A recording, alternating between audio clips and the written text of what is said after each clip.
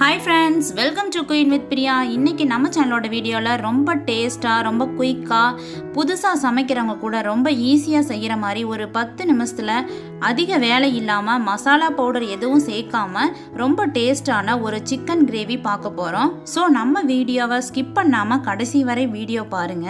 ரொம்ப யூஸ்ஃபுல்லா இருக்கும். வீடியோக்குள்ள போறதுக்கு முன்னாடி நம்ம சேனலை சப்ஸ்கிரைப் பண்ணாம இருந்தீங்கன்னா சப்ஸ்கிரைப் பண்ணி பக்கத்துல இருக்க பெல் பட்டனை கிளிக் பண்ணி செலக்ட் ஆல் கொடுத்துக்குங்க. வாங்க வீடியோக்குள்ள போலாம். இப்போ பாருங்க, ஒரு பேன் எடுத்துக்கங்க. அதில் 2 ஸ்பூன் அளவுக்கு மல்லி சேர்த்துக்குங்க, 1 ஸ்பூன் அளவுக்கு மிளகு சேர்த்துக்குங்க, ஒரு அரை ஸ்பூன் அளவுக்கு சீரகம் சேர்த்துக்குங்க, 1/4 ஸ்பூன் அளவுக்கு சோம்பு சேர்த்துக்குங்க, கல்பாசி கொஞ்சம் சேர்த்துக்குங்க, 2 பட்டை சேர்த்துக்குங்க, 3 கிராம்பு சேர்த்துக்குங்க, ஒரு பிரியாணி இலை சேர்த்துக்குங்க. இதில் பாருங்கள், ஒரு 9 அளவுக்கு பாதாமும் முந்திரி எடுத்திருக்கேன். அந்த அளவுக்கு நீங்கள் சேர்த்துக்குங்க. இப்போ பாருங்கள், வரமிளகாய் காரத்துக்கு தகுந்த மாதிரி எடுத்துக்கங்க. நான் ஒரு 6 மிளகாய் எடுத்திருக்கேன். கருவேப்பிலை சேர்த்துக்குங்க. இதை எண்ணெய் எதுவும் விடாமல் மீடியம் ஃப்ளேமில் வச்சுட்டு லைட்டாக நல்லா வறுத்து எடுத்துக்குங்க. சீரகம் மல்லி எல்லாமே கரிஞ்சு போகாமல் லைட்டாக மீடியம் ஃப்ளேமில் வச்சு லைட்டாக வறுத்து கொடுத்துக்குங்க. பாருங்கள், இப்போ நல்லா வறுபட்டுருச்சு. இதை ஆஃப் பண்ணிவிட்டு ஆற வச்சுருங்க. இப்போ அதே பேனில் இப்போ நான் சின்ன வெங்காயம் சேர்த்துருக்கேன். சேர்த்துட்டு அதில் நல்லெண்ணெய் ஒரு ஸ்பூன் அளவுக்கு சேர்த்து நல்லா கலந்து கொடுத்துக்குங்க. உங்களுக்கு நல்லெண்ணெய் சேர்க்க விருப்பம் இல்லைன்னா நீங்கள் சமையலுக்கு எந்த எண்ணெய் யூஸ் பண்ணுறீங்களோ அதை யூஸ் பண்ணிக்கலாம். நல்லெண்ணெய் சேர்த்து செஞ்சோம்னா ரொம்ப டேஸ்ட்டாக இருக்கும். அதனால் நான் சேர்த்துருக்கேன். அதையும் வதக்கிட்டு ஆற வச்சுருங்க. இப்போ ஒரு குக்கர் எடுத்துக்கங்க. அதில் 2 ஸ்பூன் அளவுக்கு நல்லெண்ணெய் சேர்த்துருக்குறேன். கடுகு சேர்த்துக்குங்க. கடுகு நல்லா பொரிஞ்சு வந்ததே 2 பெரிய வெங்காயத்தை சின்ன சின்னதாக கட் பண்ணி அதை இதில் சேர்த்துக்குங்க. நல்லா ஃப்ரை பண்ண பின்னாடி அதில் ஒரு தக்காளியை சின்னதாக கட் பண்ணி சேர்த்துக்குங்க. நல்லா கலந்து கொடுங்க. இப்போ பாருங்கள், பூண்டு இஞ்சி இந்த அளவுக்கு எடுத்துக்கங்க. இதை ஒரு மிக்சி ஜாரில் சேர்த்து நல்லா ஒரு பைன் பேஸ்ட்டாக அரைச்சி இதில் சேர்த்துருங்க. இதையும் இஞ்சி பூண்டோட வாசனை போகிற அளவுக்கு, அதனோட பச்சை வாசனை போகிற அளவுக்கு நல்லா கலந்து கொடுத்துக்குங்க. இப்போ பாருங்கள், வெங்காயம் நம்ம ஆற வச்ச வெங்காயத்தையும் அரைச்சி இதில் சேர்த்துக்குங்க. அதையும் நல்லா கலந்து கொடுத்துக்குங்க.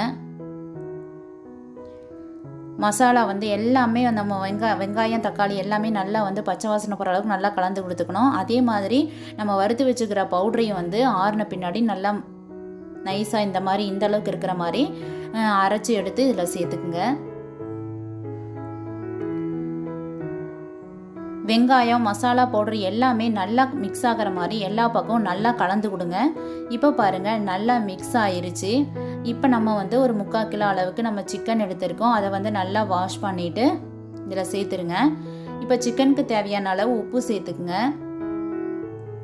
மஞ்சள் தூள் ஒரு அரை ஸ்பூன் அளவுக்கு சேர்த்துக்குங்க.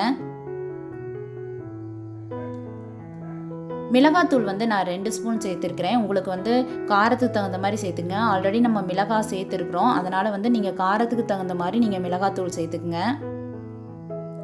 மிளகாத்தூள் இல்லைனாலும் நீங்கள் மிளகாய் அதிகமாக சேர்த்துக்கலாம் காரத்துக்கு தகுந்த மாதிரி. இப்போ உப்பு, இந்த மசாலா பவுடரு, வெங்காயம் எல்லாமே நல்லா சிக்கனில் நல்லா மிக்ஸ் ஆகணும். நல்லா பிடிக்கிற அளவுக்கு நீங்கள் நல்லா பச்சை வாசனை போகிற அளவுக்கு நல்லா வதக்கி கொடுத்துக்கணும், சிக்கனில் பிடிக்கிற அளவுக்கு. இப்போ பாருங்கள், நல்லா வதங்கிடுச்சு. இதில் நம்ம மிக்ஸி ஜார் வாஷ் பண்ண தண்ணியை இதில் சேர்த்துக்கலாம். இதில் முக்கியமான என்னென்னா தண்ணி அதிகமாக சேர்க்கக்கூடாது. இது சிக்கன் மூழ்கிற அளவுக்கு மட்டும்தான் தண்ணி சேர்க்கணும். அதுலேயே தண்ணி இருக்கும். அந்த இதுலேயே வெந்துடும். அதனால் அதிகம் தண்ணி சேர்க்கக்கூடாது. தேவையான அளவு மட்டும் நீங்கள் தண்ணி சேர்த்துக்கணும். அதிக அளவு தண்ணி சேர்த்துட்டிங்கன்னா டேஸ்ட்டு மாறிடும். இப்போ பாருங்கள், நல்லா தண்ணி சேர்த்துட்டு இந்த மாதிரி நல்லா எல்லா பக்கம் மிக்ஸ் ஆகிற மாதிரி நல்லா கலந்து கொடுத்துக்குங்க. இப்போ பாருங்கள், இது ஒரு கொதி வந்துருச்சு. இப்போ நம்ம மல்லி இலை கொஞ்சம் இதில் சேர்த்துக்குங்க. 1 ஸ்பூன் அளவுக்கு நெய் சேர்த்துக்கலாம். இப்போ இது ஒரு குக்கர் மூடியை போட்டு இதில் விசில் போட்டுருங்க. 3 விசில் வந்துருச்சு. இப்போ இதை ஆஃப் பண்ணிடலாம். இப்போ பாருங்கள் விசில் வந்து நல்லா இறங்கிருச்சு. இப்போ லிட்டை ஓப்பன் பண்ணிடலாம். பாருங்கள் ரொம்ப வாசனையாக இருக்குது, ரொம்ப டேஸ்ட்டாக இருக்குது. பாருங்கள் ரொம்ப கலர்ஃபுல்லாக இருக்குது. ஸோ ஓப்பன் பண்ணும்போதே நல்ல ஒரு வாசனையாக இருக்கும். இப்போ பாருங்கள் இதை வந்து நம்ம கலந்து கொடுத்துக்கலாம். மசாலா எல்லாமே சிக்கனில் சேர்ந்து நல்லா ஒரு கிரேவி மாதிரி கிரேவி பதத்துக்கு வந்துருச்சு. பாருங்கள் நல்லா சிக்கனும் வந்து நல்லா வெந்துருச்சு. மசாலா எல்லாமே வந்து பாருங்கள் உடையாமே இருக்குது. நல்லா வந்து சிக்கனை வந்து நல்லா வெந்துருச்சு. இப்போ இதில் நம்ம வந்து கொஞ்சம் மல்லி இலை சின்ன சின்னதாக கட் பண்ணி இதில் சேர்த்துக்கலாம்.